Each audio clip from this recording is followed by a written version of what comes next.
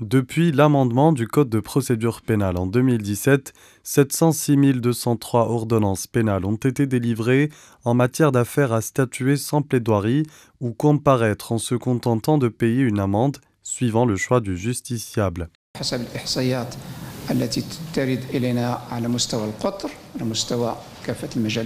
Selon les statistiques qui nous sont parvenues de tout le pays et du Conseil supérieur de la magistrature, le nombre d'ordonnances pénales en matière d'affaires à statuer sans plaidoirie qui nous ont été délivrées ont atteint plus de 700 000 cas.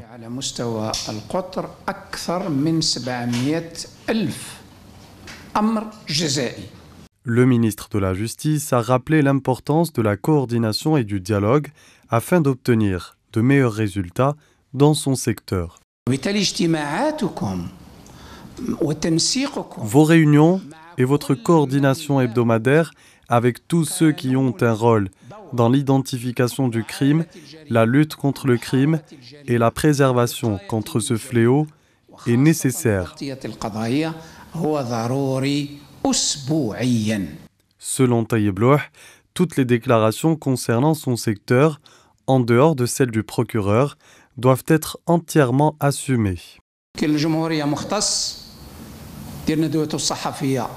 Le procureur est libre de tenir ou pas sa conférence de presse. S'il ne veut pas le faire, il peut désigner quelqu'un d'autre pour le faire à sa place, à condition que cette personne soit autorisée à tenir une conférence de presse. Sans autorisation, la responsabilité des uns et des autres doit être entièrement assumée.